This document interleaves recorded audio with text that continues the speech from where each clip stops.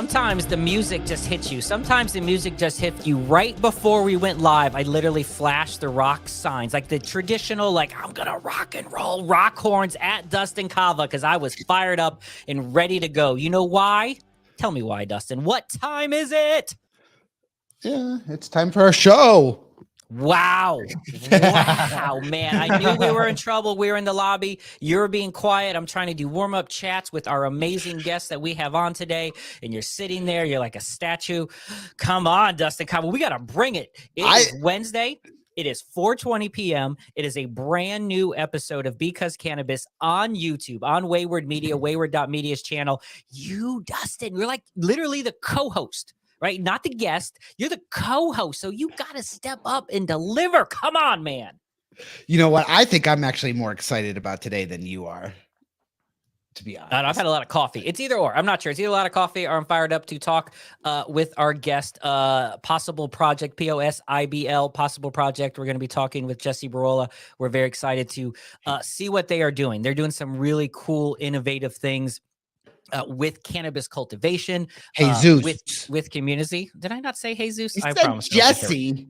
Did I say Jesse? I'm terrible. I don't even want to. I don't even know where we're at right now. Almost. This seems like not a great start. I'm telling you, not a great start. Already getting the guest name wrong. It's not the first time. Hopefully it's the last, but probably won't be. Jesus Burrola with Possible Project, POSIBL Project, possibleproject.com on your interweb. So we're excited to talk with him about what they're doing with cannabis cultivation, with community. It's going to be a really exciting conversation that we're going to get to have. You are listening to, if you're listening on Spotify, if you're listening anywhere that you enjoy audio podcast, or you're watching, well, you could be watching on Spotify, or you could be watching on YouTube. Wayward.media presents Because Cannabis. If you're listening anywhere right now, whether it's Spotify, iTunes, Google Play, if you're watching on YouTube, hit that subscription button, hit that follow button. We would really appreciate it. Give us a rating. You know, it helps us spread the word of cannabis. We're trying to spread the knowledge, Dustin. We're trying to spread the information. We're trying to spread the knowledge. We're trying to plant seeds across this country and make people more excited about cannabis, learn about some of the interesting people that are involved in the community. And so that's what we're going to do today. And I'm a little fired up about it. I hope you are ready as well.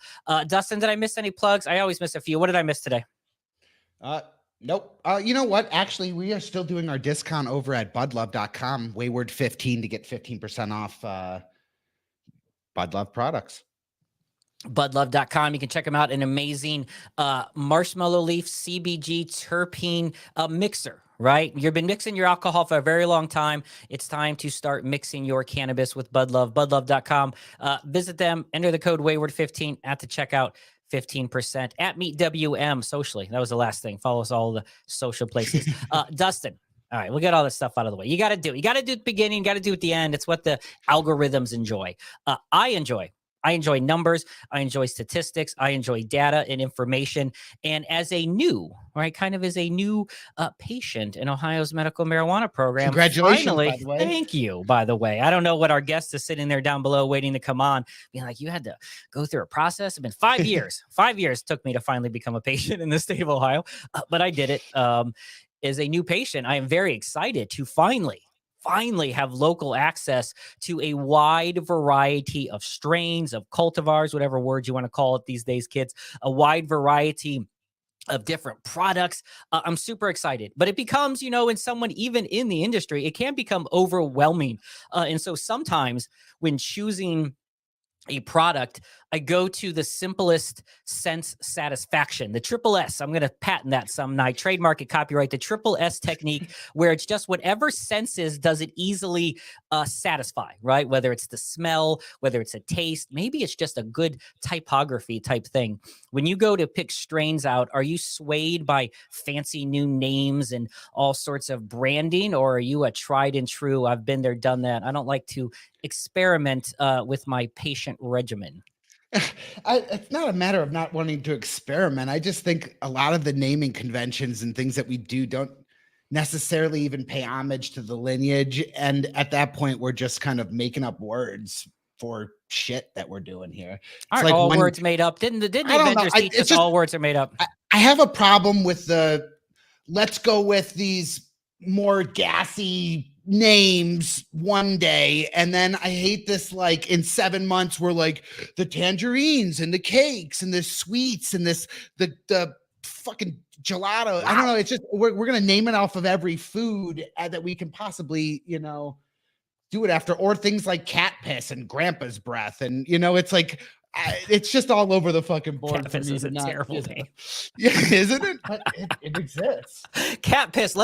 Is there one thing I think, Jesus, we can universally agree upon is that cat piss is probably just a terrible name, right? That is a very bad name. It's a very bad name. It just is. Jesus, not Jesse. I'm so sorry about that, sir. I do apologize. Even practice, I always make the guests say their name. I'm breaking the fourth wall here. I make them say their name. I try to run it through my head. Jesus Burrola. I feel like that's pretty close. Is that close? Like 50% right? I'm close. Don't apologize. I am personally very impressed with your ability to roll your R. So you get there you go. It's not happening. It's like Dustin visiting a barbershop. It's tough to do. All right. The reason I wanted to bring you in is we're talking about strains. Jesus Burrola from Possible Project, POSIBL project.com. We'll talk about some of the amazing things you're doing with craft cannabis and some of the ways you've been able to really streamline and efficiency, which I'm a huge advocate of in cultivation. But I got to test your knowledge a little bit. Let's test and see. You are in the state of California. Am I correct in that, sir? That is correct. All right. I am looking at right now, and I'll bring it up in a second to everyone to enjoy. I am looking at right now off screen, according to Cannabis Business Times, in 2022, the top 15 best-selling strains in the state of California. So, Jesus, someone who's in the state, living the dream, in the industry, growing the stuff that is maybe some of these particular strains here, one is well above everyone else, as well as two, and then 3, 4, 5, and then there's some drop-offs. If you had to take a guess, what are some strains do you think make up, say, number one, if you had to guess, or some of the top selling strains in the state of California in the year 2022? Gelato 41 for sure. Runts, RS11, maybe some Jealousy crosses, Jealousy Kush mints. Those would be some of my guesses. All right. We see here you were close. Gelato, and we'll give all forms. I think it get confusing, and I need to talk about this. I got some Gorilla Glue 9 the other day, and I was like, what makes it Gorilla Glue 9? And they're like, I don't know. It's just the 9th lineage. Like when you start adding numbers to strains, it becomes very complicated to me. So Gelato here, let's bring up this list right here on the screen from Cannabis Business Times. Gelato was number 2. Dustin, do you have a guess before let me hide it real quick. Do you have a guess, Dustin? What was number 1? Gelato was number 2. All forms. We're going to lump them together. I really feel like Runts could be in that high 1 or 2. It's so Runts is 6th. Looks like 6th or 7th on the screen there. If you're looking at the screen, and this is in Wedding Cake. Wedding Cake there. Oh my gosh, terrible there. Wedding Cake being the number 1 seller. I read a report recently, Jesus, about that. Basically, if you and this was according into Ohio's medical program, that if you have a sweet sounding name, cake, cookies, gelato, those types of things, it has like a 50% more likely chance of selling to a new random person than any other thing. Like, so with your experience, and we'll dig into, I'm gonna let you introduce yourself in a second. Would you think that's pretty accurate statement? Are we simple humans? Do we just hear cookies in the name and are like, well, that must be delicious and get me high? I think so. Either that or they're really gassy. I mean, I don't know about the cheetah piss and all that. I'm sure it's not very appealing, but you see it. It's interesting. It's weird, right? And you're working at Possible with a lot of great small craft companies. We actually had a previous, I guess, client or business partner of yours, Susie from Umo, on recently, and she was talking about some of the amazing names that she has put, which both tie to her lineage and then some traditional like Mexican desserts as well. And so some really ingenious ways to name them, way better than green crack and cat piss, which are not good. We're going to try and get those out. Jesus Burrola, the CEO of Possible. Why don't you tell us what Possible is, kind of in your nutshell? I'm sure you've done the elevator pitch a few times, and then we'll dig into that a little bit. Yeah, no. So Possible is a grower co-packager for some of the larger brands in the state of California. When we started this business, we had a vision that, there were going to be incredible brand builders that were going to come into the space. Did that mean that their first step in launching a brand was going to be to buy a farm and learn how to grow cannabis from scratch and how to incorporate. It's pretty technical. And was that going to be their best use of capital if their expertise was really on the branding side? So our answer to that was really no. And so it made sense for us with an ag background to come into the space, build the mothership, and be able to support those brands, bring in the technology, build something with scale, run by folks that have the ag and cannabis background to do that, and then be able to be their supply chain partner, very similar to most other industries. Really, it's still somewhat foreign in cannabis. People think they got to do a little everything. And, you look at most mature industries and you look at, Coca-Cola's not trying to grow sugarcane fields, right? They buy sugarcane. And so that's an amazing analogy though. That was really the concept of the business. The second one was really built around sustainability and the grow method. So, traditionally, because of how the industry evolved, and you had to obviously hide from the cops, like originating in the hills, you had a lot of indoor warehouse growing, really, which was considered top quality. So outdoor, we saw the limitation in both of those. We saw outdoor, you're going to get one harvest per year. So how do you build a year-long brand with a product that begins to oxidize after 3 or 4 months and you have one harvest a year? So that's going to be very hard. And then we saw indoor, well, sure, great quality year-round, but the electric use, the lack of sustainability, and the cost that comes with running that way didn't really make a lot of sense for us in a state like California, where you have great weather conditions, you have a ton of sunlight, you have very mild climate.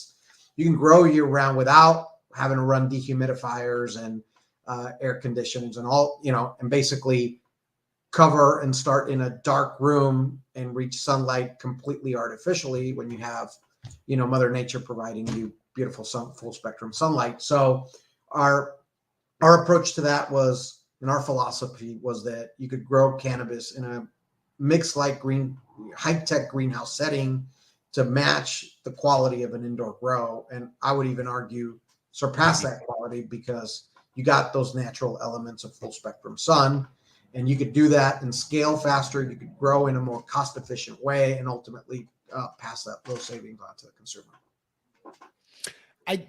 I hate that term higher quality, as if indoor is higher quality. It's the industry back and forth, it's almost like everybody just wanting to, down the other competitor, as opposed to I think when you think about sustainability and everything you're doing to make not just the cost effectiveness, but your impact on your surrounding area less, to me, that's what makes something higher quality, is when you can actually produce something that is amazing and still be hitting some of that sustainability, numbers. So I don't know. It's such a weird thing within the industry. I would agree with you. And it's such a sad thing.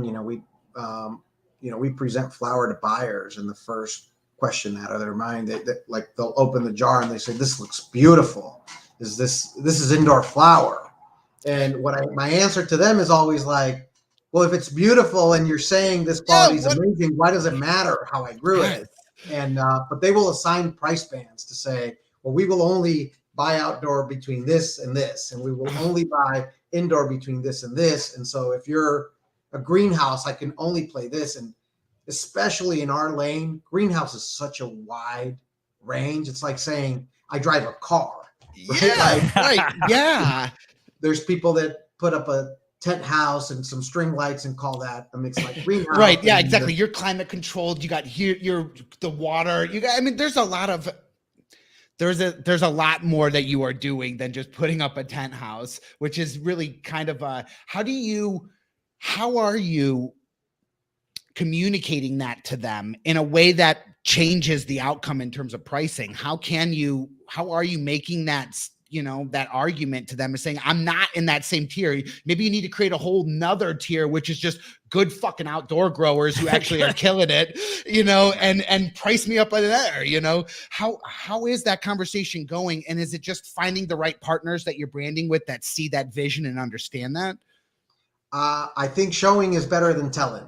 So really our flower quality, like when you look at the, density of the nut structure, the trike development, the nose and the cure, which is really a whole other conversation, right? Because so many people that grow great flower and then just kind of screw it up on the last part on the drying and curing. So really it comes down to the quality of the flower. And then we do try to communicate the story of like the technology that we incorporate. So we do supplement with CO2. We do have supplemental LED lights. We do temperature control. And it's, what we do is the equivalent of, I like to use this analogy. It's like driving a sailboat versus driving like, an electrical boat, right? We could do a lot of the same things that are so great about indoor flower. You can control the temperature. We just do it through fans, windows, etc. Natural elements that require less energy and hence are better for the environment. When did outdoor become such a bad word in the industry? Because it's funny, because when you go, like, I'll go on to, you do some social media and you hear people complaining about, particularly here, right, in our state, in some of these heavily regulated medicinal states, right, you have a lot of complaints because it is a bit of a monopoly and they're able to produce subpar flower in some areas because there's not as much competition. And I hear the phrase, I just want my sun-kissed all the time, right? Everyone's talking about, I want some of that sun-kissed cannabis or weed or whatever they're calling it. So I feel like in some people's adult use or patients' minds, like there's still very much this appreciation for what the sunlight can do. But as a grower, as you talked about, the inability to do multiple harvests, the density, right? Some of the really amazing, #science stuff that you can do indoors is harder to replicate outdoors. But at the end of the day, flower is flower. Good products are good products. And I think we all know that as consumers of the plant or any vegetable, anything grown from the ground, right? It doesn't matter. But it's not something I ask in my vegetables. I don't really think about if they're grown indoor, outdoor. But in cannabis, it's become this very bad word, outdoor. And it seems like 4 or 5 years ago, that wasn't the case, but definitely the last few, it seems to have really intensified. Have you feeling that vibe, or what's your experience been on that, especially someone who's promoting great flower grown outside? Very, very much so. And I would agree with you. I think some of the best flower is grown outdoors. There's just things that you can't replicate Mother Nature. It's like, I'll say it's like equivalent of drinking a bunch of protein shakes and say, hey, I'm under a very healthy diet. Like, I need to eat some vegetables too with that. Right. And so that to me is natural sunlight. And I agree. And I don't know where that came from. I actually think it's the buyers. And so I don't think it's necessarily the consumer. I agree. But you have, you got to go through this gatekeeper that is the buying community. And like, they very much understand, like, I think it's just used as a way to get better pricing. That's exactly it. 100%. 100%. There's just nothing else to say about that. That's exactly what they're doing.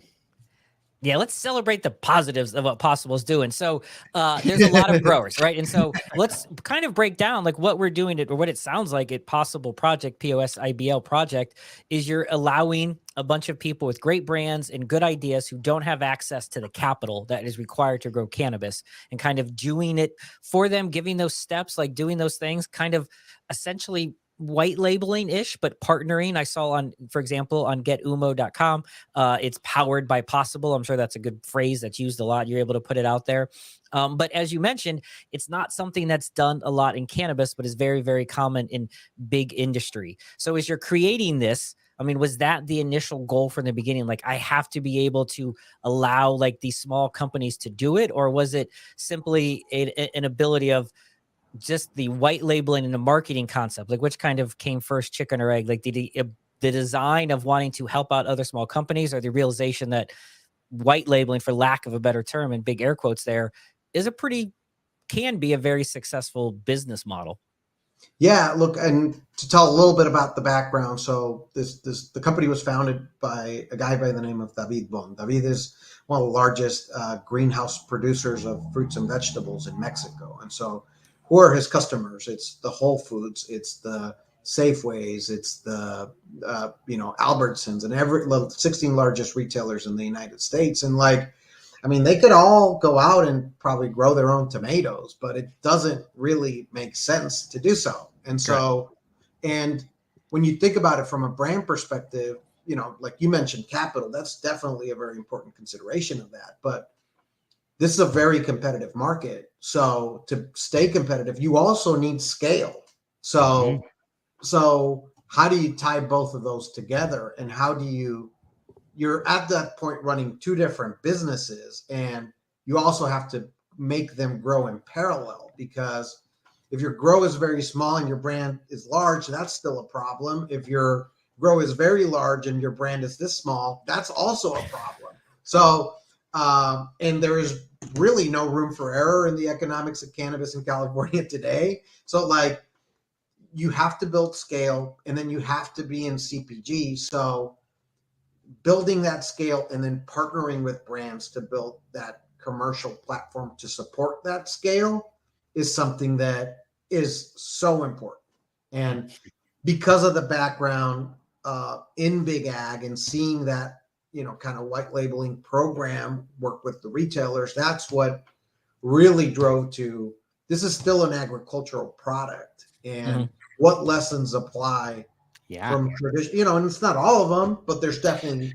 Well, and what lessons apply when you're working with large brands who are very particular about every bit of their process. And so it's not just me talking to my neighbor and setting up a side deal. You are really working with brands that are zooming in on every particular thing, or really need to match certain metrics to their value sets. And in doing so, it's a whole different conversation. And so I think that foundation that he had, really, I can see that why that works with POSIBL. Yeah, because there's a very specificness to what you're trying to put out. Like for example, in the beginning, we talked about Coca-Cola not growing their own sugar cane, but there is a very specific taste to Coca-Cola. And so the exact sugar, a specific sugar, probably grown in a specific region and, scientifically modified for sure, is going to taste that recipe. And so for these craft folks that you're giving chances to brand out, for example, we'll reference Susie, shout out to her, like you're doing very specific taste profiles,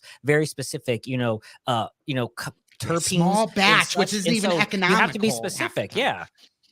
And I mean, there is a lot of efficiencies that are built into the plan, right? Because now we have, let's just say you're a small brand or a brand that doesn't own a grow.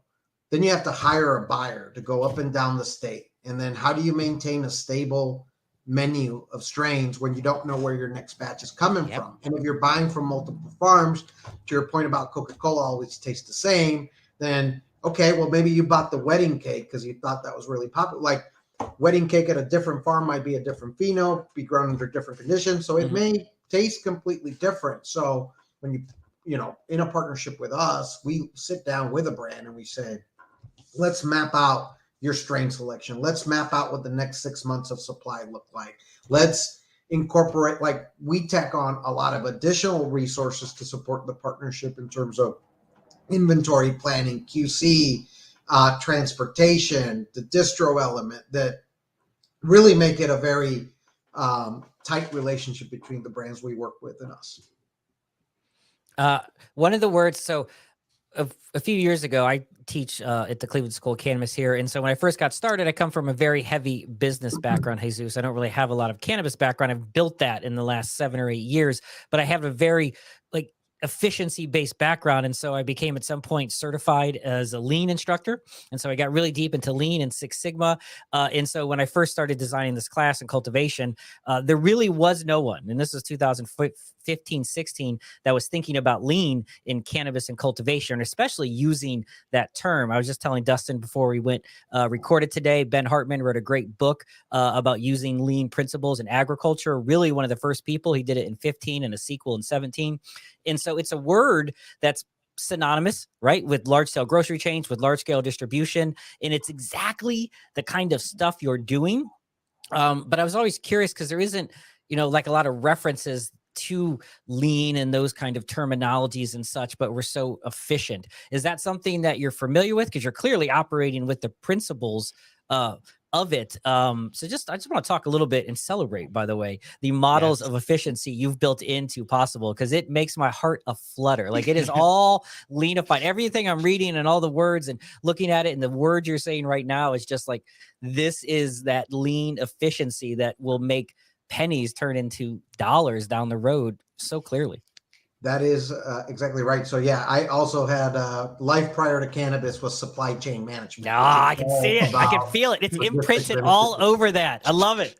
I'm actually on the opposite thing where I'm actually proud of you that you don't mention it in the branding. And I think that you showed a lot more class and restraint by not throwing it out there. Yeah. No, but it totally is. And even, very basic things. It's always very interesting to talk to a brand that says, well, I can buy, a pound of weed cheaper in the open market. And you're like, well, let's talk about what that costs you. You have to hire somebody to go and hunt that down. Then you have to send them there, pay on the spot, then ship it to a co-packager. And then they're going to put you in line. That's going to take 3 weeks. And then God forbid something happens and it fails, or there's seeds in the product, or they find it's bought, but try to send it, whatever. Then you're going to have the finger pointing between the grower and the co-packager, and whose fault is it? And ultimately, whenever they don't agree, it's going to be on you to solve it. And it's like, our model is more capital effective. You have one phone call to make. We have somebody that's tied to every single partner we work with that's sitting down on a weekly basis to give you an update on production, make sure that your product is moving, look at the strain selection, update you on testing. We're handling all the back of the house stuff for a brand, right? Like, as a brand partner, develop the audience, get the consumers, make sure it's being sold through the dispensaries. Our job is basically everything before that, from getting it delivered into the dispensary in a finished unit to sourcing the genetics and the seed to it. All of that in between is us. One of the big things that pointed out to me was the pricing guarantees, the contractual guarantees that you work out ahead of time. And we have family who have been in Michigan, and I've seen where something that was said 4 months ago is not what happens when it's actually delivered. And to me, when you're working at the scale that you are, I don't know, just something about that seemed like it was setting yourself aside differently. And I really appreciate that. I don't know. We're true partners because, if a brand doesn't have success in the market, we don't have success. We need to make sure the brand is priced appropriately to be able to be successful. But you're right. And if you look at it from a brand perspective, and they're trying to grow this brand and raise capital, and then how do you present, oh, well, sometimes my margin's 50%, sometimes my margin's 10%, sometimes my margin is negative, depending on the time of year or wherever I can source it. We sit down and we'll say, hey, look, you're going to, you want to sell for X, we can source it at Y. And then you could say, my margin on my product's 25%. That's a business model. Saying I'm not really sure what my margin could be. It'll be in a range that floats between 40 to negative. Yeah, no one's gonna give. No one's giving me that loan. There's not that partnership or group coming in to hand anybody money when you can't show them any details like that. How has it been? Sometimes I wonder, is someone else coming from a very business background like yourself, Jesus, thinking about what has happened as more states go legal. And you mentioned earlier a little bit about, some of the ability to be super efficient because the plummeting price, kind of the wholesale pound of cannabis. It's something that happens more and more in our industry. And I think as states go legal, everyone wants states to be legal till your neighbor legalizes, your neighboring state, so to speak. And now it's so much easier to get across the state lines to get your legal cannabis, et cetera. So how is it been from a grower side watching those price points kind of go down? You know, it had a nice peak in COVID, but it's kind of, we've plateaued and settled a little back to reality now in 2023. How has it been on your side as the cultivator, as someone trying to get into efficiency mode, but watching profit margins just, I mean, just shrink? And I don't know. And maybe, you know, speak to this. Is it going to get better? Is it going to get worse if more states go federally legal? Like, what's your feeling just kind of on the plummeting price, kind of, you know, stable right now, but of wholesale cannabis and where it may be going in the future? Well, to describe it in the state of California, there'd be only one word, which is painful. So, Oh, that's not a good word.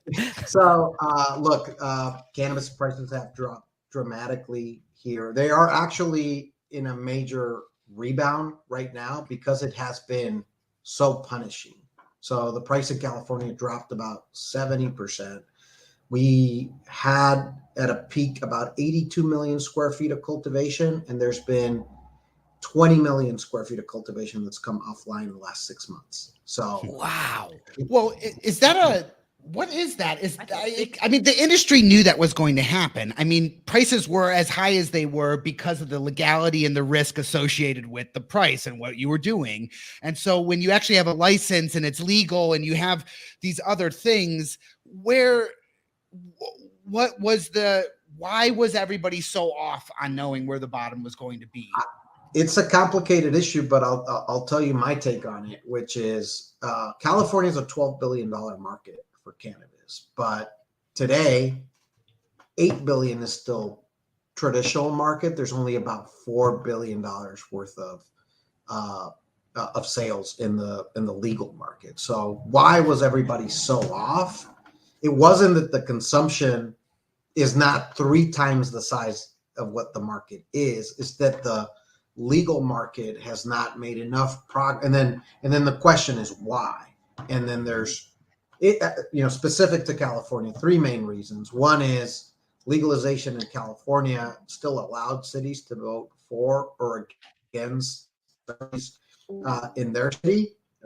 And so what has happened? It's like, hey, Dustin, are you for legal cannabis? Yes. And then, then the average person was like, well, great. Like, are you good with them putting a dispensary, a couple blocks away from your house? And people are like, well, no, they can put it in that other neighborhood, right? Yeah. And so because of the stigma, and that's super unfortunate. And so we still have in California about 2/3 of the municipalities don't allow dispensaries, even though, I mean, California is like the first state to legalize like medicinal, right? And like, so really it's the stigma. And then the access is one. And then the second is the tax structure. So it's been taxed at such a high rate that, people said, hey, I've been buying cannabis for 10 years from Dustin, and he grows great weed. He does.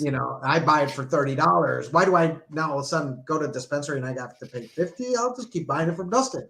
And so, I think without the right tax structure, without the right access, really it puts the legal industry, at a much slower growth rate than what it can and should be. And hence it's a huge market, but it created this glut because everybody ramped up to support a $12 billion market in California.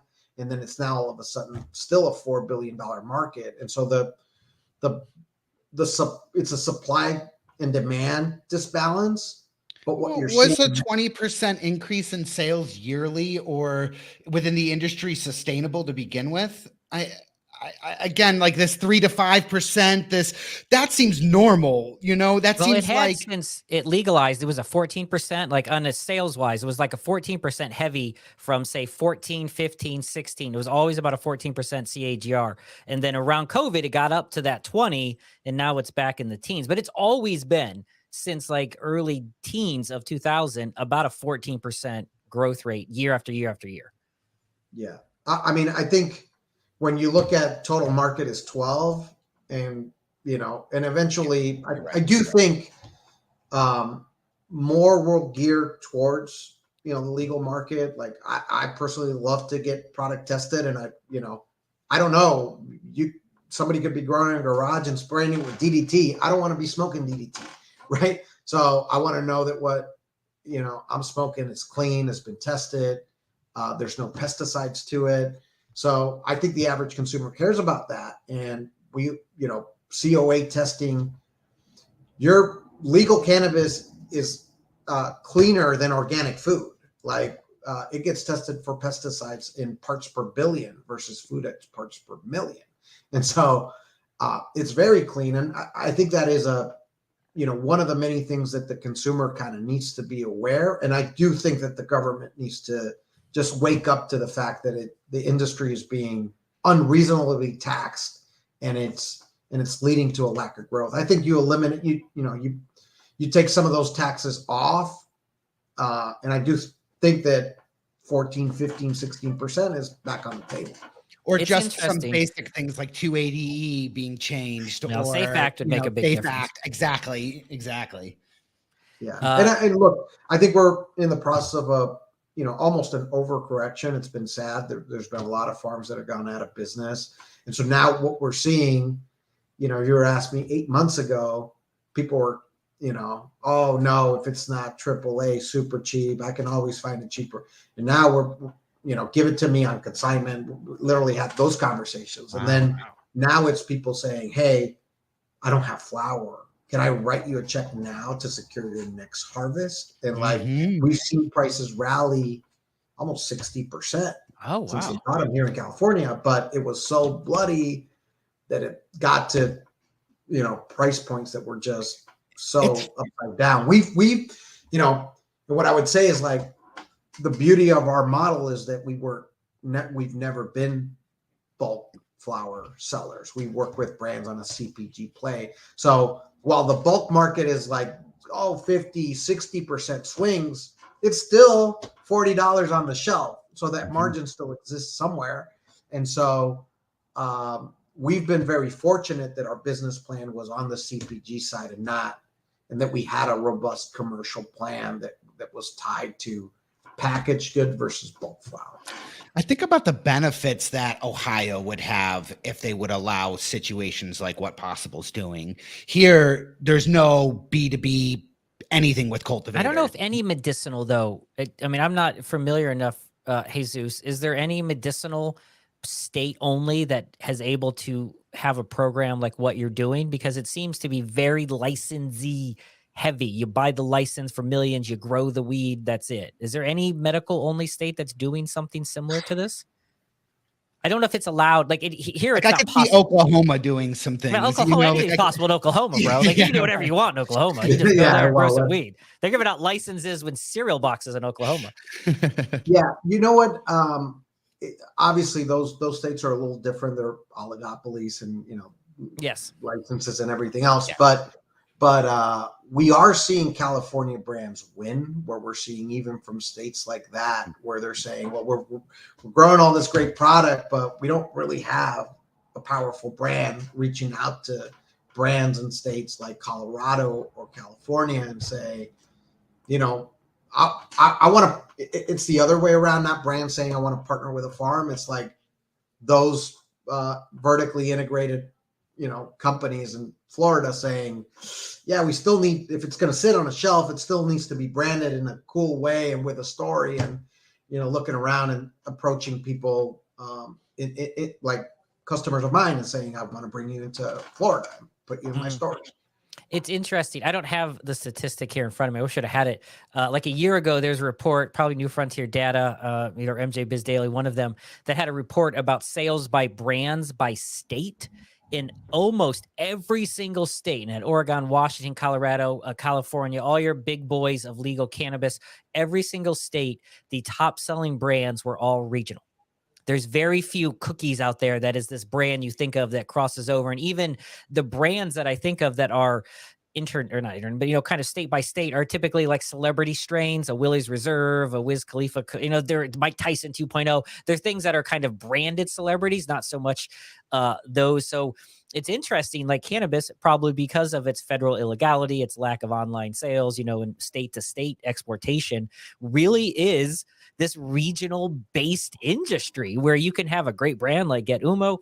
You can work with a great company like Possible, and you're just able to produce a good local brand. But it feels like in today's world of the Walmartization of cannabis, and I know there's that fear still with giant conglomerates like Curaleaf and them, but it feels like cannabis still can be won by regional small brands. You don't have to be big, which I think is what's exciting about if you're in California, you find someone like Jesus and Possible, as you can say, a brand can still survive against big boys in cannabis. It just still has that possibility. Well, and now you're telling the story with the metrics too. I love that, like 150% less power. We use 50% less, water. Well, a I brand think gets a double story. You get the Possible story and their story. And that's exactly the point is they really are able to build an entire lifestyle around just the how you're doing it, let alone once they get it and it's so good, and that it hits. Yeah.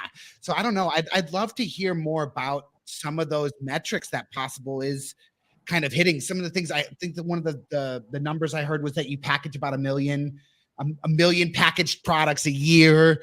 That's huge. It's huge. Yeah, no, for sure. I mean, and that, like you said, it is part of the working with the brands to really be able to tell the story of the farm as well as the product, because the consumer cares about how it's grown, right? And who are the people behind growing it. And on the brand side, like, you got Cresco, you got AYR and Columbia Care, and you got all these huge MSOs. Name one brand from them. Right. Like most, I mean, I can't think of too many. I can't. And I've been into 6, I don't know, over 10 states and bought What's Old product Pal's? from Old them. Pal a brand? Is that a big brand? Yeah, Opal is a great brand, and actually Opal is a partner. But is that a multi-state brand? It is. Opal is in about 7 states. Yeah. So how? Okay, well, I'm curious, real quick. This is a side note, but so I was just thinking, because I was trying to think of, like, in Ohio, some brands within the cultivator. Like we have Buckeye Relief, and so Buckeye Relief is really the first cultivator here in Ohio of the 30 or so licensees to do the celebrities. They grow Willie's Reserve. They are the Old Pal distributor here. So how does that work I'm always curious how this works on a state to state level. How do we get to grow Old Pal here? How did they get to grow Old Pal in California, et cetera? Yeah, like Rusty, who's a very good friend, runs Old Pal. He goes out to the markets and like really tries to find the best partner, right? It's funny that you mentioned Old Pal. That's the first brand we ever worked with. So we've been working. Wow, what are they? Okay, that's awesome. So, and I love those guys. They run a fantastic brand, and they know who they are. They're folks that can really create a powerful brand, and they know how to tell the Old Pal story and build a brand around the flower. But it's a joint relationship with them. Like everything we talked about, planning strains, how that SKU is going to look like. What are the quality metrics it has to hit? Oh, it has to test between here. Here's what the trim needs to look like. Here's the specification on our pre-roll. Wow. They run a great business in that it's probably because they're in this model of state expansion. They need to make sure that even though they're working with different farms, the consistency is there. Yeah, Old Pal in Ohio, if you buy it there and you come to California, you're going to get a SKU that's very similar. So they've developed specifications for the different product lines and quality metrics that have to be hit. And they're one of the best at it, at like really being able to expand nationally. I would even argue this asset light model, because at the end of the day, who are going to be the most powerful brands in California with the current with the current setup, right? If you're going to be a vertically integrated brand, does that mean you're going to launch cultivation facilities in 30 states, 20 states? Like, yeah, probably not. Yep. So, right. And so as a brand, you need national recognition. That's the goal of any large brand. And how are you going to do that when every state is a different law, a different might be a limited license. So their model is really, you know what, we're going to let somebody like Possible like figure that out. And then when they're up and running, we're going to figure out who the best grower co-packager is. And we're going to bring all our marketing and product expertise to the table to create a win-win relationship, for the farmer and the brand.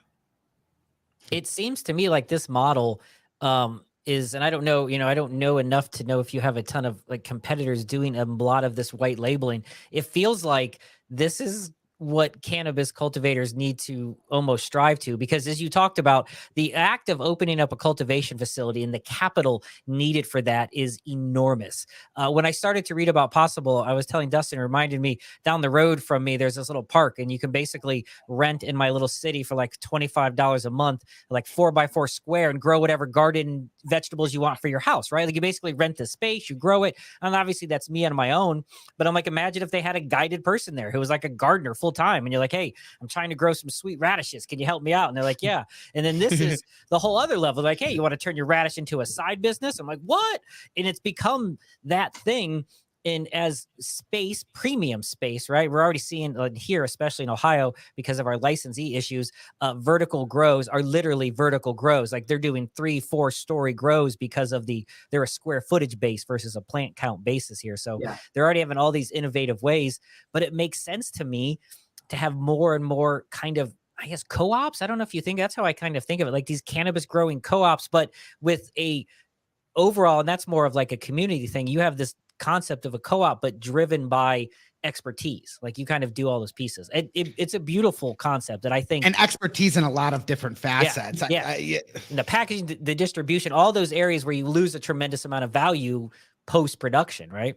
And I'll tell you, it really, so why is it not the prevailing model in, like, let's say in Ohio? Why are people not doing that? And like you mentioned it up front, typically a new market price starts here, right? And then it trickles down, but people get so enamored with, I could sell it for $3,000 a pound and I don't need to spend another dime. And why would I add resources and take on more risk and extend more working capital? So everybody's like, we believed in brand from the get-go. So we built this business saying, I know the bulk market is this, but it's not going to, who's bulk market? It ultimately needs to lead down to CPG. So let's not get distracted by the shiny object. Let's focus on building CPG brands with folks, because that's ultimately, bulk market's going to be this. And I mean, and we see it in ag, right? And so it's that, there's been a discipline into really staying consistent to our mission and our story. It's pretty incredible. What do you think? So, I mean, you kind of have this established, and you have all these cool things going on at Possible Project, POSIBL, possibleproject.com. What are you still, when you walk in the facility, maybe you're walking around, what are a few things there that still make you like smile? Like, man, it's so cool that we do this. Like there are things sometimes when I walk inside like a facility and I'll tell someone how amazing this light setup it is. They don't even think about it because it's become so mundane. But I feel like everyone should still be like, I will, for example, Jesus, I will mow my lawn, which takes me a couple hours to do. I weed whack, I do all those things. And then I have this ritual where I basically walk my property for like 15, 20 minutes and congratulate myself on how awesome I did, because my property looks awesome and I love it. And I'm like, oh, I'll take a pair of scissors. I really fine tune it. But I still am amazed sometimes at how like much I did, which is just simply push a mower. Do you have something when you walk in that you still just like makes you excited and are so pumped up about what you're doing with Possible? Look, I think the genetics is a huge aspect of it, and the breeder relationships that we've established. Like the same ethos of partnering with brands on the go to market strategy. The same applies.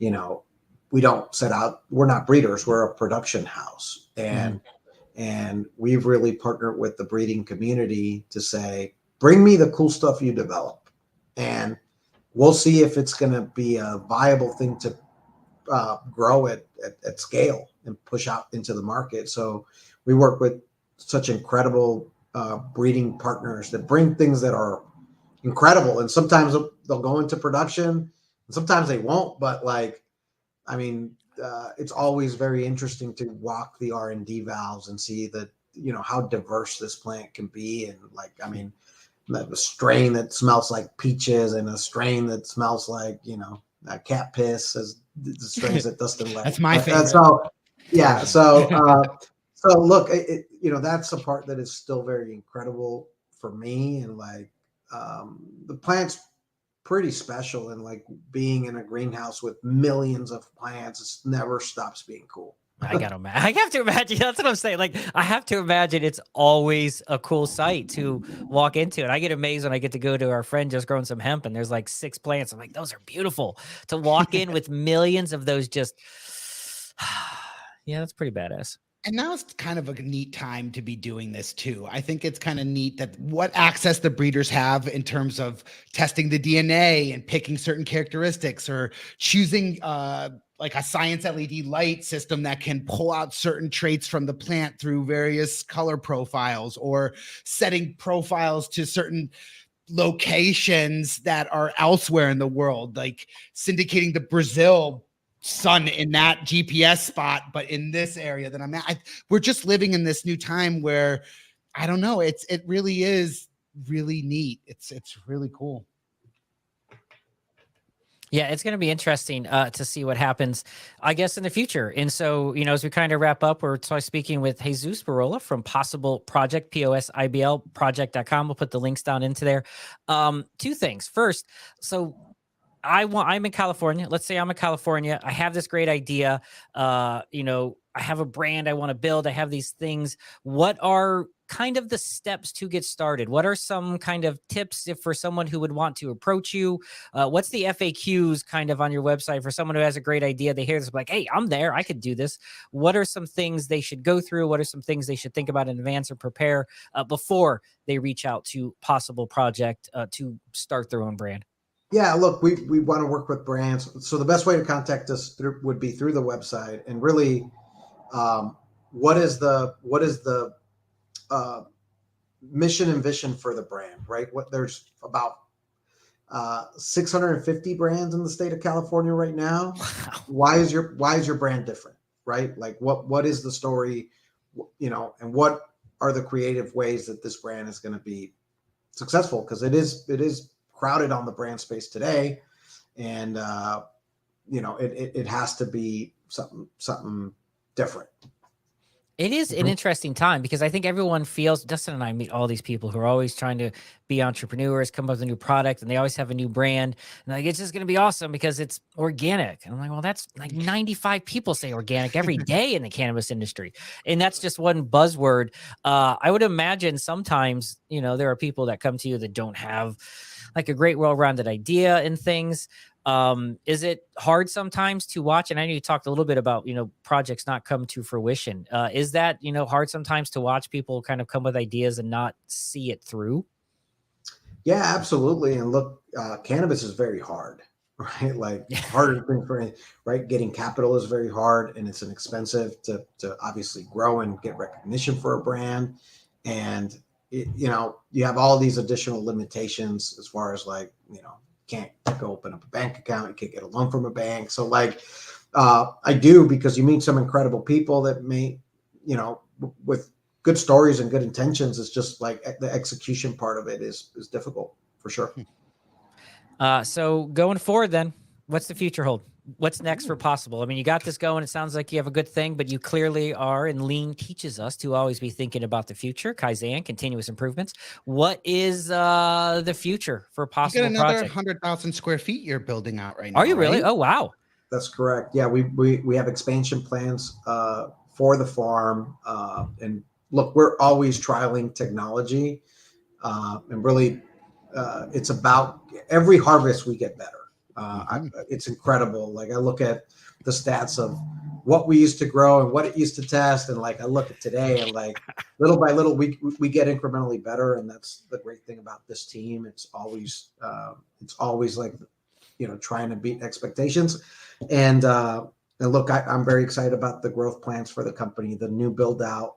We've trialed a lot of things, and we've learned what works, we've learned what doesn't work, and we feel very confident about having developed the skill set and having trialed the things to make sure that the new build out's a success. Awesome.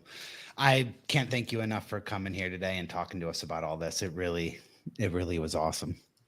No, thank you very much for having me. It was great talking to you guys. Yeah, thank you so much. Once again, our guest, Jesus Burrola, way more rolled R's in that. Jesus Burrola from POSIBLproject.com, POSIBL.